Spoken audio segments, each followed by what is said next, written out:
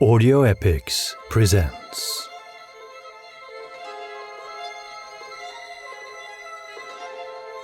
The Hounds of Hübschdorf, a witch hunter tale.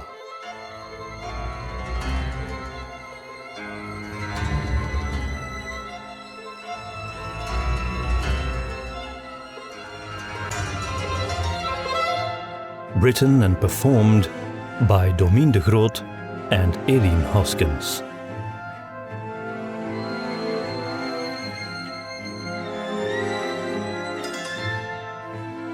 Main theme composed by Peter van Riet.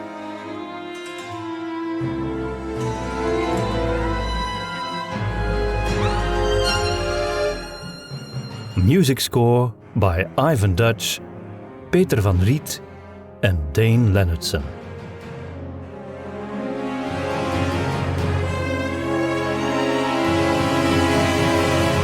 Sound mixing and post-production by Domien de Groot.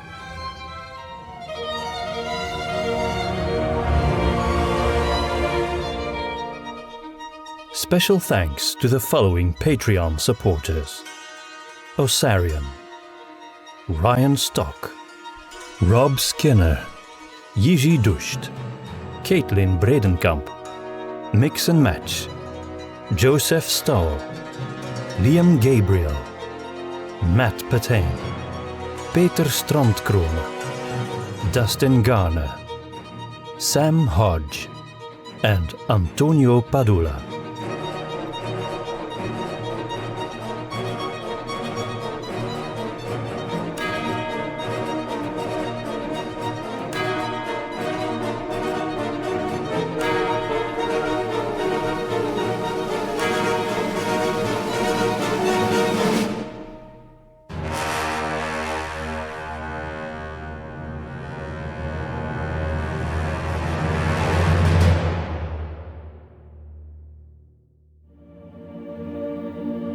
Master and Initiate.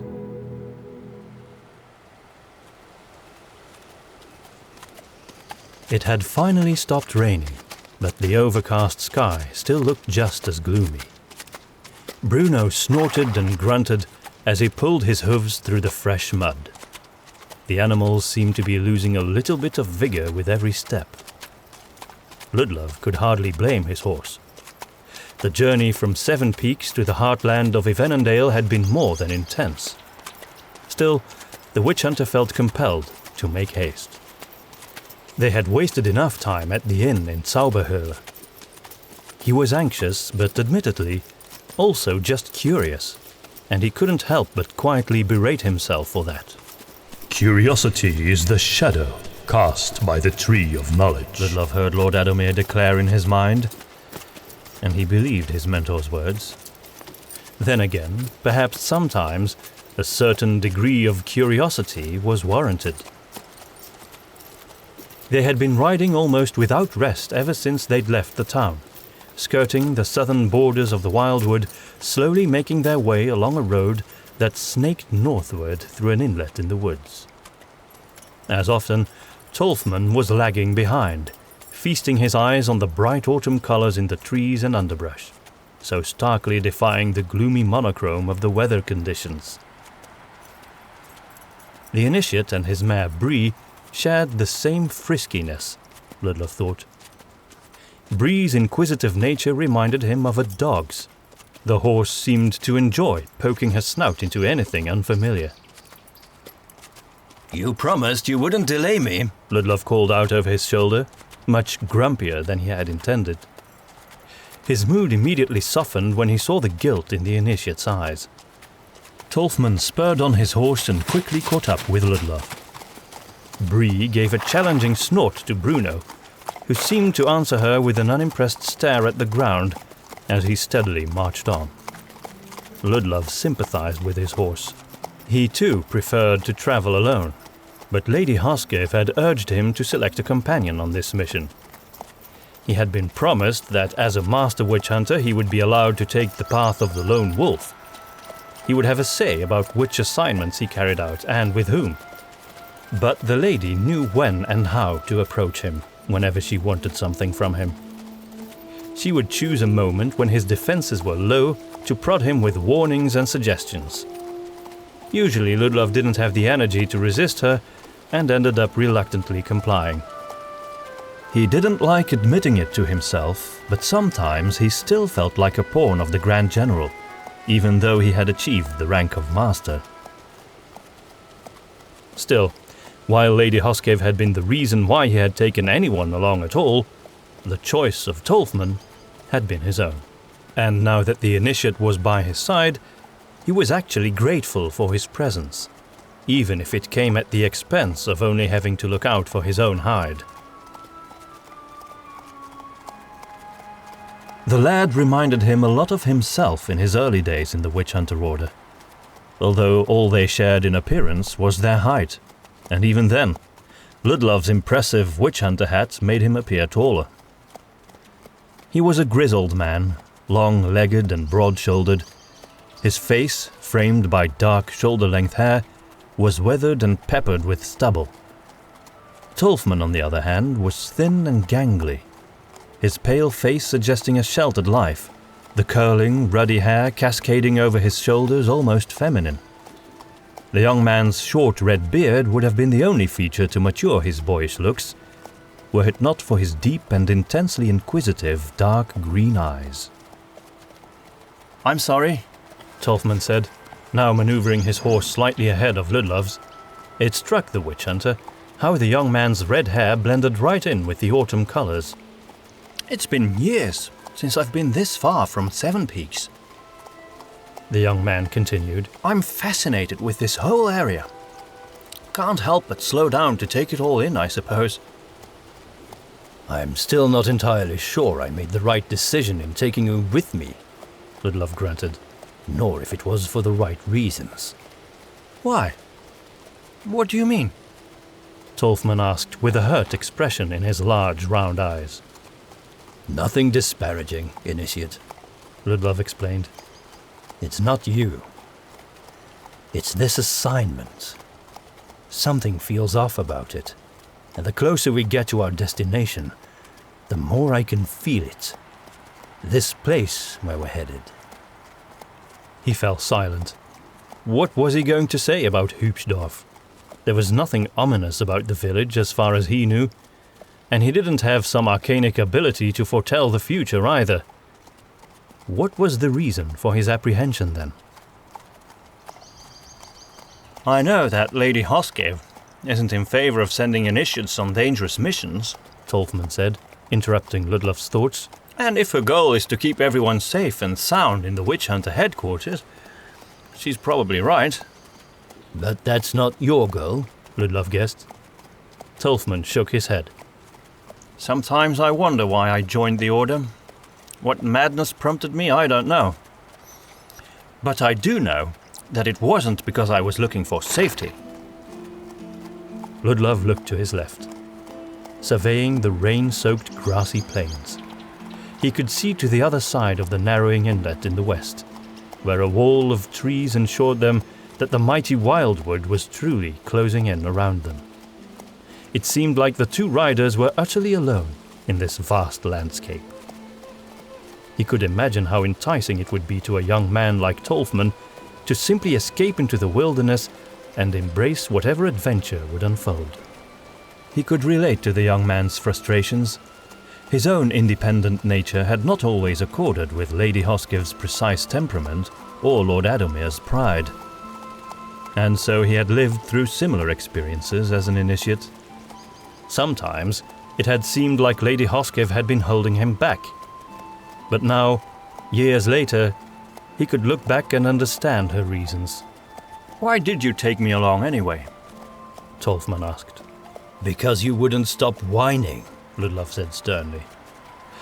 Then he granted Tolfmann a crooked smile. "No, I suppose I chose you because I could understand your grievances with the Order." "Which ones?" Tolfmann asked with a challenging grin. He seemed to be chewing something, but Ludlov didn't feel like asking him what it was. "I remember what it was like when I just joined the Witch Hunter Order," Ludlov said. Spending your days practicing for hypothetical combat situations without any real conflicts to look forward to, it can get quite dull. Oh, it does get dull. And so do the hours I spend in the library, researching for my superiors. Sometimes I wonder if Lord Adomir even knows how an index works. Books can be a real asset in a young witch hunter's life, Ludlov said, suppressing a smile at the initiate's irreverent remark. And you do have a knack for research and logic, I've noticed. I'm sure Lord Adomir is very grateful for your help. In a way, Tolfmann, you remind me of a friend I had in the Order when I was an initiate. You had a friend? Tolfmann remarked with a raised eyebrow, clearly startled by his own impertinence. Ludlov decided to ignore it. More than one, whether you can believe it or not. This one was quite smart. His knowledge proved vital to an important mission we were sent on. Oh, you mean Boneyard Bay. Everyone knows about that. At least back then, initiates were given the opportunity to experience some real danger. It was a mere 5 years ago, Ludlov said. Why do you think the lady changed that rule? Tolfmann's expression became graver. What happened to your friend? He asked. Ludlov didn't answer, hoping the initiate would let go of the matter if he changed the subject. All I meant to point out is that you're just as promising as he was, Tolfmann, and evidently more ambitious. I know you're eager to prove yourself. You may scoff at your hours in the library, but I promise you, a time will come when you'll be pining for those safe walls again. I've spent more than enough time poring over dusty tomes, Tolfmann protested. I don't even feel like a real researcher there. I'm just their errand boy. I run to the library to find the right source material, I jot down some quotations and notes, and then present them back to Lord Adomir. That's hardly a witch hunter's life.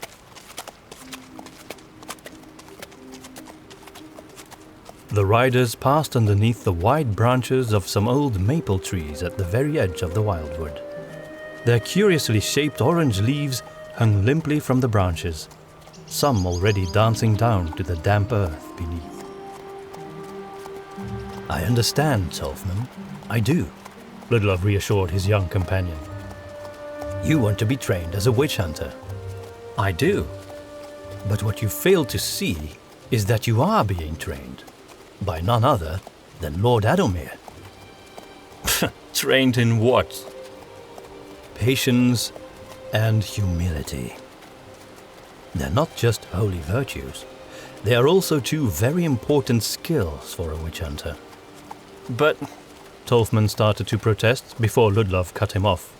Just prove to me that I was right to select you as my companion, and the moment you receive your hat may actually be much closer than you think. Tolfmann's eyes widened in excitement for a brief moment, but then he quickly recomposed himself. He pointed to the raindrops that dripped from the tree leaves and into his hair and neck. That hat might come in handy, actually. Then he spit out whatever he had been chewing and spurred on his horse again. Ludlov knew a free spirit like Tolfmann's could never be tamed entirely. Nevertheless, it was in the lad's best interest that he learn to operate within the Grand General's often strict boundaries. If he didn't, he would only grow overconfident and maybe even come to a bad end. Bruno and Bree turned their canter into a gallop again for some time, until the inlet narrowed enough that it became little more than a dell with a muddy pathway in the middle, meandering lazily to the north. Eventually, Ludlov and Tolfmann allowed their steeds to slow down and catch a breath. Is it much further? The young initiate asked reluctantly, as the two horses were stepping side by side. No, I don't think so, Ludlov said. From what I hear, Hübschdorf is only a day's ride removed from Zauberhöhle. Still, it feels lonely here. Like we're far removed from the civilized world, Tolfmann said. Well, we are. I liked Zauberhöhle enough, Ludlov mused. but it felt like little more than a hunter's outpost. Not what one would expect from a county's second largest settlement. Then again, it's Jägersgarten. Like the county of Edelhart in the western wilds, Jägersgarten was huge but barely inhabited, since most of it was taken up by a country-sized forest. There were no known roads through the wildwood itself, and there was no telling what sorts of monstrous creatures dwelt in its depths. As a result, Jägersgarten was politically insignificant and mostly inhabited by small communities of rugged survivalists. However, to the witch hunter order, it was very important for one particular reason: the humble village of Hübschdorf, where the famous Hübsch hounds were bred. "Don't worry, young friend. We can't get lost," Ludlov said. "And at our current pace, we should be there by evening." That would be wonderful," Tolfmann said with a sigh. "I'm not that fond of sleeping outside when it's this wet and cold." "All that is part of being a witch hunter," Ludlov reminded him. "If you can't bear some discomfort, maybe you should return to your book research by the hearthfire." He gave Tolfmann a teasing punch on his shoulder. Bruno echoed the gesture with Bree, playfully pushing his nose against her cheek. "I can handle it," Tolfmann quickly said. "But I assume there must be an inn of some sort in Hübschdorf." "I've heard Hübschdorf itself is quite charming and hospitable," Ludlov reassured him. "It's not the town that I'm worried about." Ludlov could sense Tolfmann's eyes on him and felt compelled to explain himself. "There's something more serious going on, but I don't really know what to expect," he began. "The message we received from Mistress Weiss barely contained any details. But it's clear she's in no condition to look for her wayward witch hunters herself." What could have happened? It was just a case of missing dogs, Tolfmann wondered aloud. "That's how it all started, yes," Ludlov said softly, revisiting the unfolding of events in his mind. At first, the witch hunter order had assumed that the last delivery of Hübsch puppies had been late because of some canine health issues, perhaps an illness. But when correspondence with the dog breeder had completely dried up, some witch hunters had begun to suspect a raid by bandits. Lady Hoskev had contacted the mayor of the village, whose response to the whole matter had come across as rather dismissive, reassuring the order that the issue would resolve itself. Eventually, Lady Hoskev decided to send Mistress Weiss and 2 Antronian witch hunters to investigate. Everyone had expected them back in Seven Peaks already, when instead only Mistress Weiss's crow had arrived, carrying a very brief note. Ludlov had seen it himself. In fact, he knew it by heart. While Weiss had always been a very straightforward communicator, this message had been rather vague and mysterious. "I was attacked. Brynjar and Svensson missing. Send skilled help soon. All is not what it seemed." "I'm also worried, Master Ludlov," Tolfmann admitted. "It was a simple investigation. How could 2 witch hunters go missing in a sleepy little village like Hübschdorf? And a master witch hunter like Weiss wouldn't have asked for reinforcements unless she had a very good reason," Ludlov added. "We can only guess what manner of danger they came upon. That's why I want you to heed my every command. This is not a field trip, Tolfmann." "I know," Tolfmann said demurely. "Mistress Weiss, Brynjar and Svensson were among the best. They even had Schaf to protect them." Ludlov was slightly disturbed by Tolfmann's use of the past tense. However, he felt it in his heart.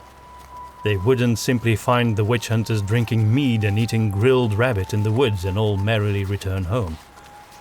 The initiate had just reminded Ludlov that the original party had even enjoyed the extra companionship and protection of a true Hübschdorf hound. Scharf was a loyal dog, the best companion Brynjar could have wished for. Should his owner come to face danger, the animal wouldn't hesitate to terminate the threat in mere seconds. It was with good reason that the witch hunter order had been making use of the Hübsch for decades. Powerfully built, loyal to a fault and fiercely intelligent, there was no breed on Hruda more suited to a witch hunter's life. Still, Ludlov had never asked for one. He had Fulcrin, and that was enough for him. Besides, he'd already lost several horses in his witch hunter career, which had always hit him hard emotionally. He did like the idea of traveling with a canine companion, but when he considered the risks his loyal four-footed friend would be facing every mission, he flinched. No, he had seen enough death already. Brynjar had been lucky in one regard at least. He'd never had to replace his dog. Scharf's a fine specimen, Ludlov said. Born and bred here. Fangro really does have the best dogs in Evenendale. I hope we find Scharf. Perhaps they can use him to breed more dogs like him, Tolfmann suggested. After all, we have a contract and Lady Hoskev already made the order and arranged the payment for 5 dogs. He gave Ludlov a sidelong glance, then added, Yes, I have to do some financial administration for the order as well from time to time. You're a man of many talents, Ludlov said wryly. Then he became more serious. To be honest, I think those dogs are the least of our worries now.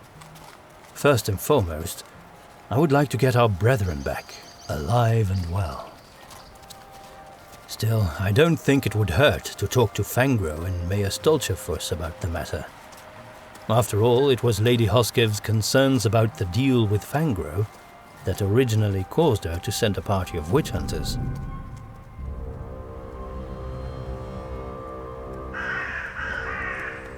Darkness slowly began to set in as they approached Hübschdorf, but at least the sky cleared up a bit. They were surrounded by trees now. The road turned out to be longer than they had anticipated, and with each mile, Ludlov felt less and less welcome.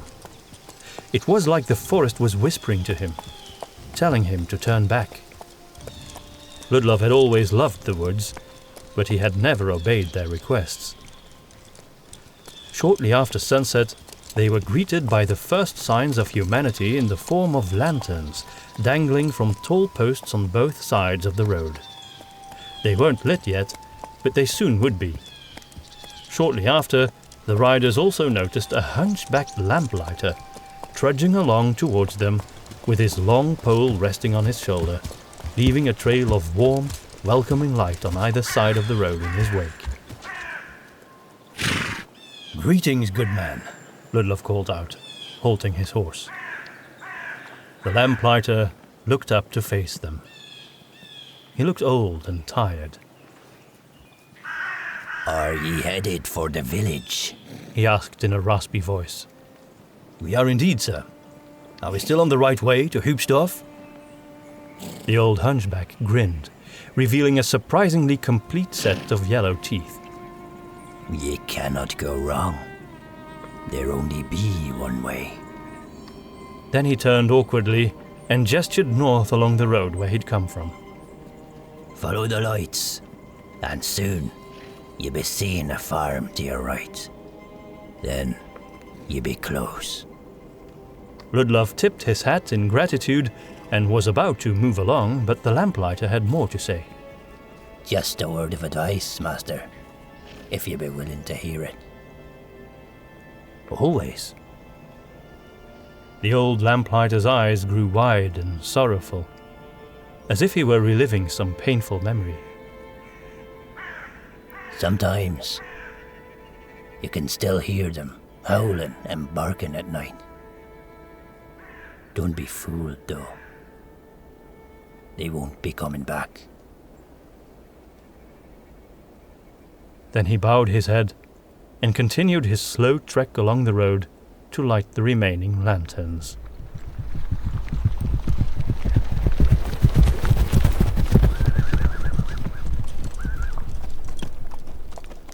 What a strange thing to say, Tolfmann commented when they were on their way again. What do you think the old man meant, Master? Perhaps he just wanted to point out that the dogs can keep you up at night, Ludlov said. The kennel's close enough to people's homes that it might bother them, I suppose. Tolfmann remained quiet, but Ludlov doubted the initiate was pleased with that explanation. He too had heard the old man's gloomy tone, and the added remark, "They won't be coming back."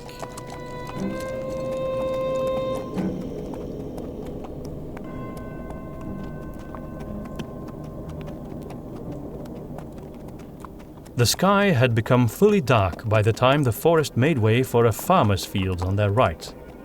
Friendly yellow light shone from the windows of the farmstead further on. They also noticed a small bell tower in the distance, probably from a modest chapel. "It won't be long now," Ludlov said. When they had left the farm behind them, the woods closed in around them once more. But they could find their way by the lanterns positioned regularly along the way. Soon after, Hübschdorf revealed itself at last.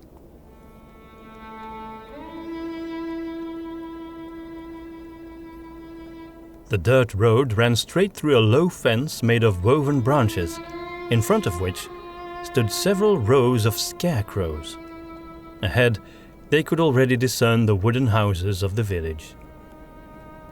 As they drew nearer, Ludlov was somewhat startled to discover that the scarecrows were actually dressed-up skeletons, fastened to wooden crosses, some with horns bolted onto their skulls, as if they were supposed to represent demons.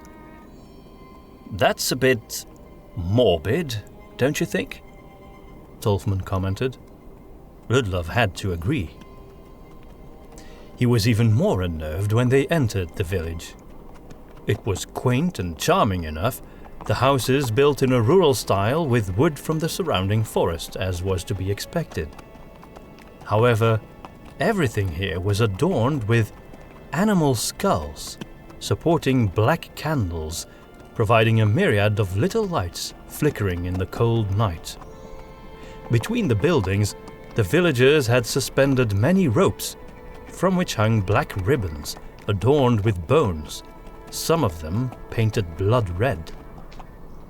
Ludlov brushed away a lone stray bone caught in a twirling dance led by the evening wind. They led their horses straight through the village. There was light behind the windows, and occasionally they saw glimpses of the inhabitants inside, but there seemed to be no one out on the streets. In the center of the village, they passed by a large building which had to be the inn. "Shall we knock on the door here?" Tolfmann asked. "I don't see any reason," Ludlov said. "It's dark and quiet inside. I don't think this inn is open." Disappointed, they decided to ride a little further north, until they came upon the northern borders. There were some stables to the side, which was promising, and ahead stood a wooden guard tower, bathing in the light of several torches burning in sconces attached to its sides. Here, Ludlov finally decided to dismount. His boots crashed into the muddy ground with a wet sound as he did so. "Visitors!" he heard a man's voice shout from the guard tower in a rather alarmed tone. A moment later, a guardsman wearing a pointed iron helm with a nasal guard appeared from the doorway. A long brown moustache decorated his gaunt face. "Identify yourselves, if you will, good visitors," the other guard shouted as he approached. Ludlov detected a slight slur in his voice and knew right away that the man had been drinking. He shared a look with Tolfmann, who was still seated on his horse. "I am Ludlov, Witch Hunter Master from Seven Peaks. With me is Tolfmann, Initiate of the Order. We have come to investigate the disappearance of our brethren and whatever trouble plagues this village." Oh, right. Welcome, sirs. Welcome to Hübschdorf. Ludlov looked around. Beyond the guard tower loomed the wildwood, tall, dark and ominous. Behind him were the streets and houses of Hübschdorf, all covered with bones, ribbons and black candles. The man clearly noticed the witch hunter's reaction to the strange decorations and laughed heartily. I take it you don't have Graunacht in Seven Peaks, do you? Some sort of festivity, I assume? Ludlov responded, sounding more judgmental than he had intended. It looks a bit iffy to outsiders, but it's really quite harmless, the guard said. The children love it. Deciding not to give the matter any more attention, Ludlov craned his neck towards the guard tower. He saw another liveried man inside, talking and laughing loudly. Hold on to the horses for me, Tolfmann, Ludlov said, handing Bruno's reins to the initiate. Then he approached the guard tower, followed by the moustached guardsman. He could clearly hear the conversation as he approached the doorway. It's just enormous. Don't you think she's always looking for that little boy of hers because she keeps accidentally sitting on him? The guard with the moustache let out an embarrassed sigh. By the time that lad turns 30, it'll still squash him. You know what I think? I think she accidentally sat on a toxic toadstool one day and got an allergic reaction. That's the only way to explain a bottom like that. He went on as the smell of beer came wafting out into the night. Inside, Ludlov could see a table with several candles on it, as well as a wooden keg and several mugs. There was a crude staircase near the wall, leading up to the platform above, where these men were supposed to keep watch over the village and the forests.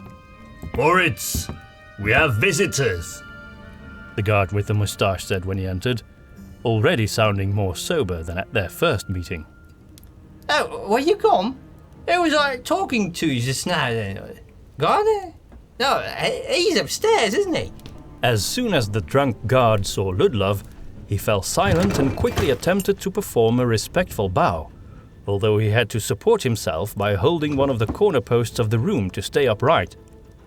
Neither he nor Ludlov's companion could hide their embarrassment. I'm sorry to interrupt, gentlemen, the witch hunter said flatly. Master, sir, Moritz tried to say. I'm afraid you caught us at an inopportune time, Master Witch Hunter, the man with the moustache said.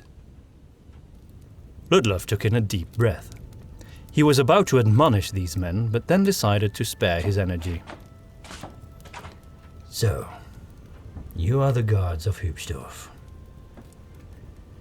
Who's in charge here? My name is Victor, Master Ludlov, the man with the moustache said. You're not in charge, Moritz protested. Ah, then he must be, Ludlov said, pointing to the third man, who was just coming down the stairs. Garner, hardly, Victor said with a chuckle. Then who is the captain? Ludlov asked, growing impatient. We're all the same rank, Master, Garner said as he arrived. All three of us, just guardsmen, so to speak. He sounded almost as young as Moritz, but not inebriated at all. In fact, he seemed highly energetic in his speech. Not 3, 2, Victor corrected with an eye roll. Moritz and I are the only real guards, and we don't actually have a captain currently. May I say, what an honor, Master, Garner said to Ludlov, ignoring the other two. A real witch hunter, Master. He came forward and made a formal salute. To clarify, you're not the first witch hunter to come to this place, not at all, nor the first Master, but still, well, I'm still impressed. He was a young man with a round head and a pleasant, friendly face. His appearance would have been unremarkable were it not for his eyes, which were a pale blue with milky white pupils in the middle. The guard's helm framing his face somehow drew even more attention to those peculiar eyes. Pleased to meet you, Garner, Ludlov said, slightly taken aback. Yes, Master Ludlov. Garner's blind, Victor confirmed. He was born that way, which is why he's not an actual guard. He just likes to wear his late father's livery and waste his time standing on the guard tower. We've given up trying to talk him out of it. Garner seemed unperturbed by Victor's rather uncharitable description. Well, at least someone in the guard tower was actually keeping guard while sober. Are you three all that stands between Hübschdorf and the evils of the Wildwood? Don't underestimate us, Master. Moritz drawled. It hardly seemed possible to underestimate them. May I ask, what's your companion's name, Master? Garner asked as Tolfmann came in through the doorway, having stabled the horses nearby. He seems younger than you by quite a bit. Ludlov raised his eyebrows. How could a blind man have known that? His name is Tolfmann, Initiate with the Witch Hunter Order. Ludlov introduced his friend.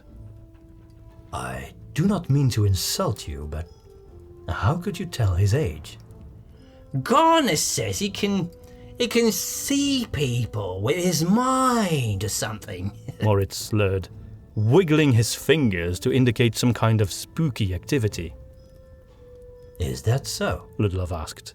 Victor intervened. It's just a figure of speech, Master. Garner's no mage. But he has an ability, Ludlov pressed. It's nothing important, Victor said. I think it is.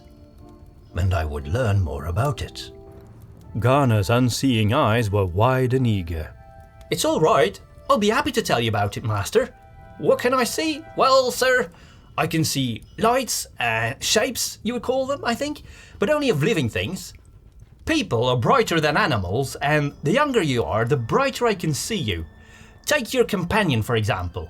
He's very easy to spot, but then again, I do have to say, so are you, Master. For a man who sounds a bit older, I mean.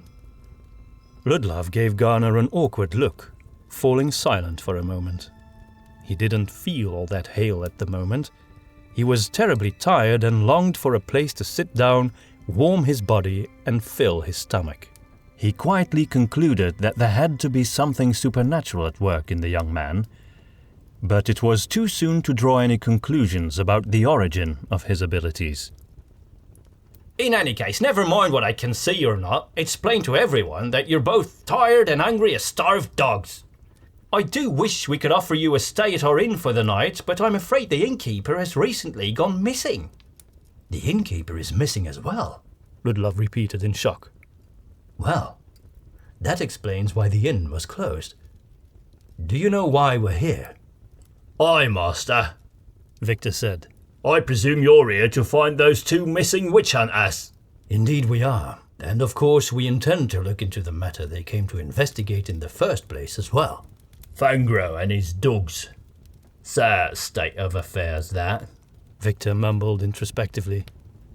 What saddens me most is that with so much danger about, the only guardians of this poor village are spending their nights drinking, to be honest. Is this how things are done in Hübschdorf? Victor and Moritz both bowed their heads in shame. We were losing hope, Master. That's the truth of it, Victor admitted in a small voice. Well, don't, Ludlov said impatiently. Because if you do, whatever happens next will be your fault. So, what did happen to those dogs?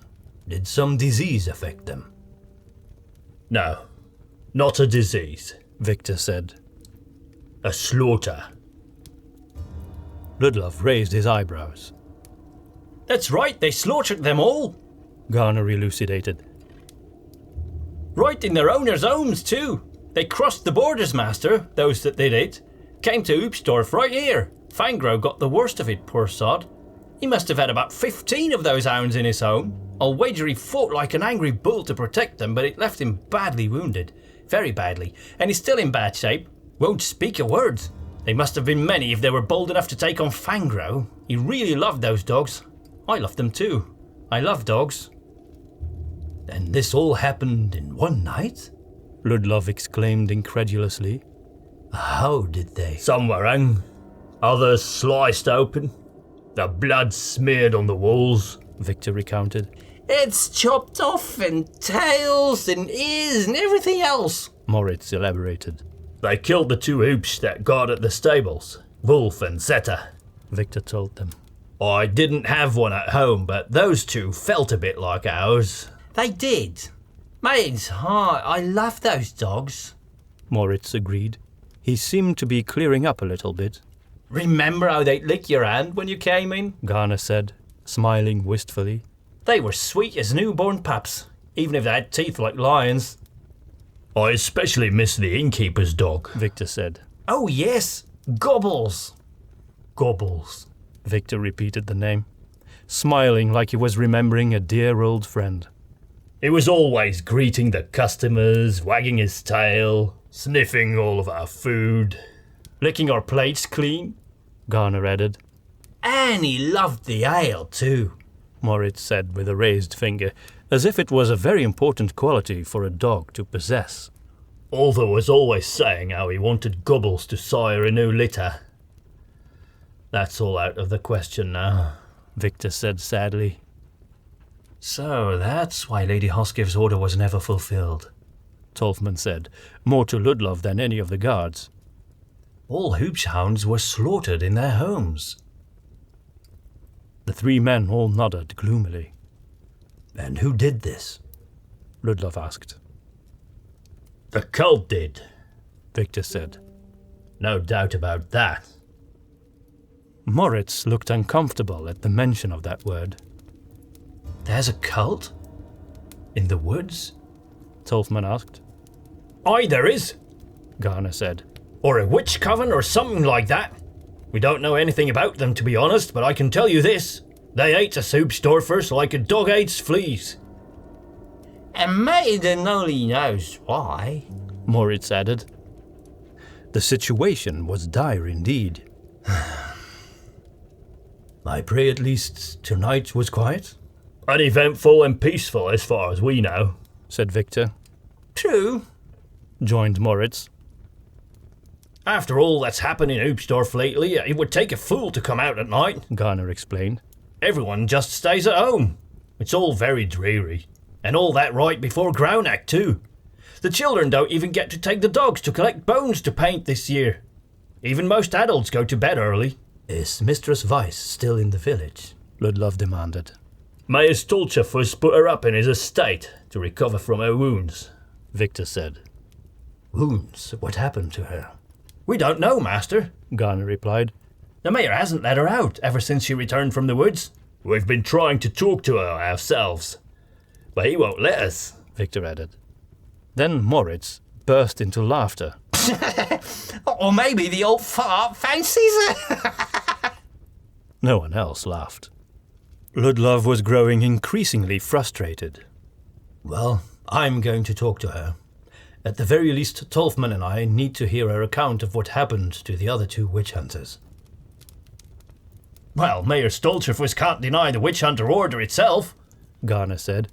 No doubt he'll let you in. He'd better, Ludlov said. In the meantime, as I said, Master, I think you and your apprentice surely need some food and a place to settle. Well, he's right about that, Tolfmann said with a glance in Ludlov's direction. True, but we just found out that the inn is closed, Ludlov remarked. No need, good men. You're more than welcome to stay with me, Garner said. Since I'm not a real guard anyway, I don't have to stay here, and I'd be honoured to have witch hunters for guests. That's not a bad idea, Victor said. Leave the guard work to Moritz and me. Ludlov thought about Garner's offer for a moment. He was surprised that the man apparently lived alone, which had to be hard enough in his condition. The witch hunter didn't want to be a burden to a blind man, but he and Tolfmann did need to settle somewhere. Thank you, Garner, he said eventually. Ludlov patiently waited for Tolfmann to light his lantern, which already had some oil in it, and for the blind man to take the lead towards his home. First, they made a stop at the stables at the northwestern corner of the village, where Tolfmann had put up Bruno and Bree for the night. Garner told Ludlov and Tolfmann where they could find the forage, and they gave the horses some water and plenty of oats and hay. Then the men rearranged the contents of their saddlebags in order to take them along to their lodgings. Ludlov almost dropped the only smoke orb he had brought, but he was able to catch it in his arm. As the animals were eating, Bruno gave a loud snort of contentment. Unexpectedly, the sound was echoed by another horse in a neighboring stall. Tolfmann held up his lantern to look at the animal, and Ludlov approached it curiously. He immediately recognized the coal-black stallion by his greyish manes. "Greetings, Stam," he said, caressing the head of Brynjar's horse. Seeing the animal awoke a sudden awareness in him of the Untronian witch hunter's disappearance. Brynjar had been a friend, and now he was missing, lost somewhere in this vast and ancient forest all around them. The knot of worry in his stomach almost made Ludlov sick. Tolfmann also looked concerned, but he remained quiet. Another horse greeted them, an equally black mare called Syl. She belonged to Mistress Weiss. On the other end of the stables, they found a sandy brown mare with golden manes. Ludlov knew that this third horse was Svensson's, but he had forgotten her name. He patted the animal's neck and turned back to Garner. "I pray these will soon be able to return with us, preferably with their original riders." "I pray the same," said Garner. "but for now, they're safe and cosy. You need not worry, Master Ludlov."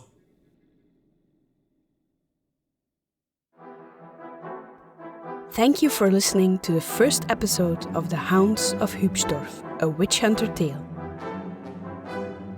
If you're still listening, we really appreciate that. Send us a word that rhymes with hound in the comments if you're still listening.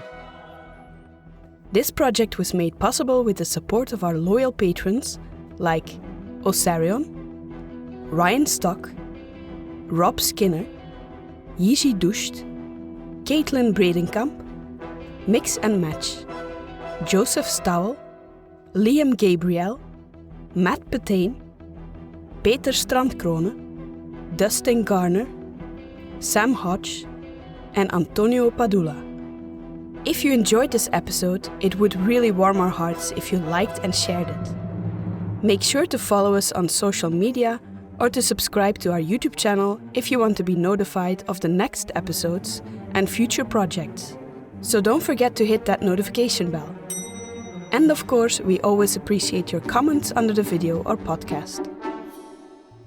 We wanted to share this first chapter on Halloween, since we usually post new stories on Thursday, and this one is particularly disturbing.